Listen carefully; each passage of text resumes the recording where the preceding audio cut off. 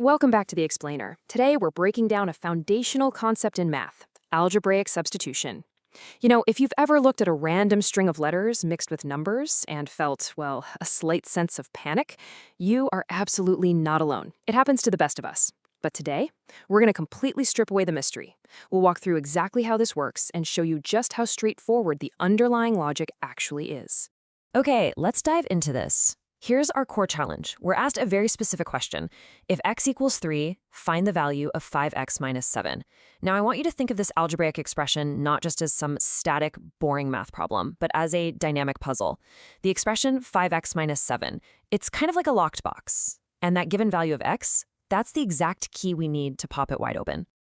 To actually crack this code without getting lost, we need a solid, reliable roadmap. And we can basically distill the whole procedure down to a clear 4-step recipe. Number 1, we identify the expression. Number 2, we substitute the given value. 3, we multiply. And finally, 4, we subtract. Just following these steps ensures we don't skip a beat, maintaining strict order so we arrive exactly at the correct destination every single time. And this brilliantly illustrates the absolute most critical moment of the entire process, the actual substitution itself. We take our original expression, that 5x minus 7, and we trigger the transformation. Right here, this is the eureka moment. It's where the variable x steps completely out of its role so the number 3 can step right in. Because, in algebra, whenever you see a number placed right next to a letter like 5x, it's literally just a universally accepted shorthand for multiplication. So 5x smoothly becomes 5 times 3. Let's move to and see how this builds as we enter the active arithmetic phase of our process.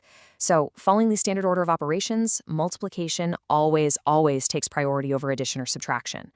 That means our very first concrete piece of math is to perform that multiplication, 5 times 3. And that simply gives us 15. We've successfully collapsed that first kind of intimidating part of the puzzle right down into a single manageable number. Now, we just carry that 15 forward.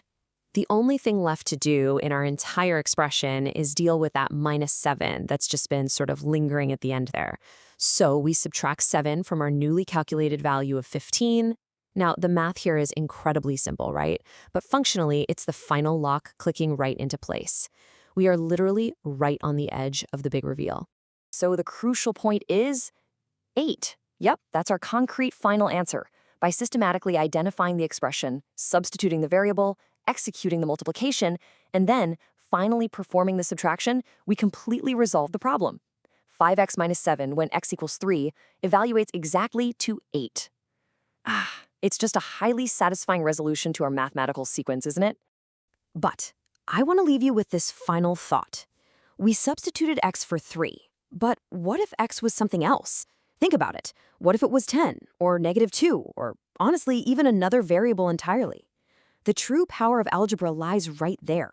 That expression, 5x minus 7, it remains a stable, rigid framework, completely ready to process literally whatever value you feed into it. If you can confidently follow those 4 simple steps we just mapped out today, you can evaluate absolutely anything. Thanks so much for joining me for this explainer, and remember to always keep questioning the variables.